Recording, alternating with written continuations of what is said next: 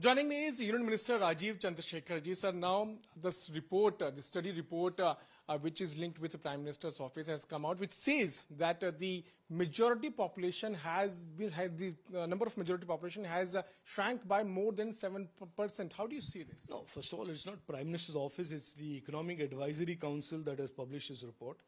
And the report lays out certain real facts about what the demography of India is today, what was it some years ago, how certain communities have grown faster than other communities, and how that has caused obviously a consequent change in the demography of India. This is a fact that all Indians need to know, and I'm glad this report has come out. Now, what happens as a consequence of this report is certain important questions need to be asked. And certainly I hope those questions, over time, we will all sit down and come up with answers for them. First of all, the first question is, how is one community growing so fast? Is it a consequence of illegal immigration? Is it a consequence of conversion?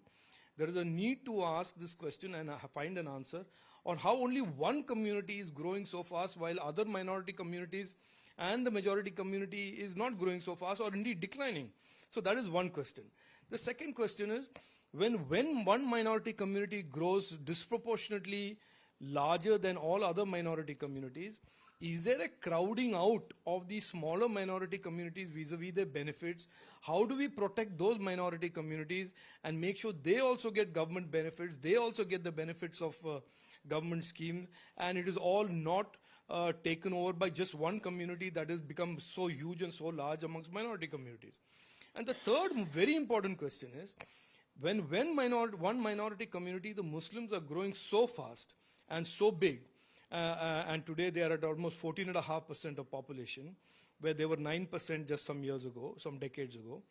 Therefore, what happens when a political party like the Congress also wants to talk about altering the constitution and giving them religion-based reservation?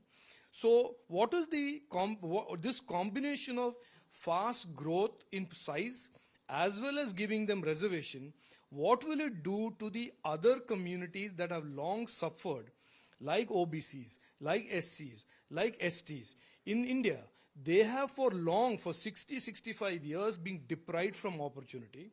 So what happens if, as a consequence of this large growth, extraordinary amount of growth and reservations for one Muslim community, what happens to these communities that have long deserved more and more opportunity and more affirmative action? So do you think these questions, in my opinion, require serious answers? And these are not just to be played political football with. These are serious questions that will, in a lot of ways, shape the future of India and shape the future of all Indians and their aspiration for an inclusive, equitable opportunity to grow.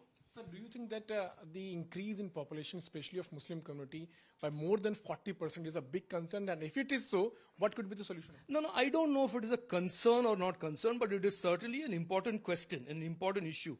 How have they grown so fast? Is illegal immigration contributing to that growth? Because we know that there have been, over the many years, almost unfettered cross-border migration from certain countries across the border into India. And those people have then been legitimized and given citizenship, or they have acquired citizenship in some roundabout manner. So this needs study. How have they grown so far? Is it because of immigration? Is it because of conversion? Is it because of organic birth rate increases?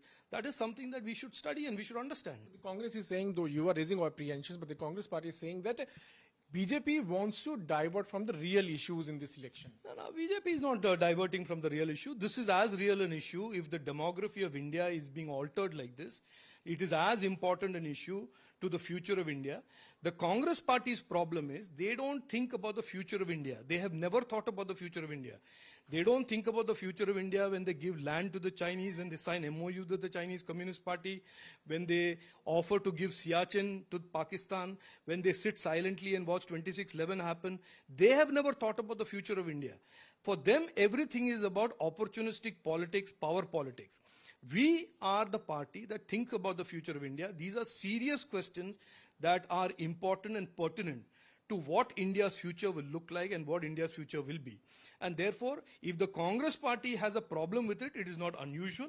They'll have a problem with anything That has to do with doing good for the people of India and doing good for the future of India. So last question, we have also seen as to how the Prime Minister has been raising the issue of giving the reservations meant for SC/ST community to Muslim community, and now Jagan Mohan Reddy, your opposition in Andhra Pradesh, is coming out and saying that 4% reservation will be for Muslims and it will be meant for Muslims who are backward. How do you respond to that? Now, look, I don't want to get into a debate with what Jagan Mohan Reddy is saying during the elections.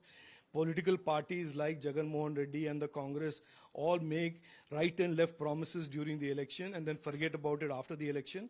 Congress party has done this for 65 years.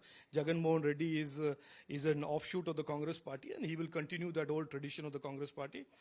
Our view as a political party, our leadership has made it very clear.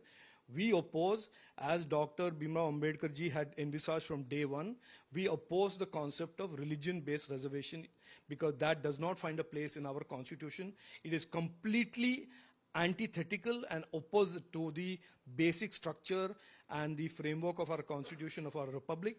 We oppose it then, we oppose it today, and we'll oppose it tomorrow. Thank you for speaking to us with video journalist Pawan Kumar and Piyush Mishra in Delhi for India Today.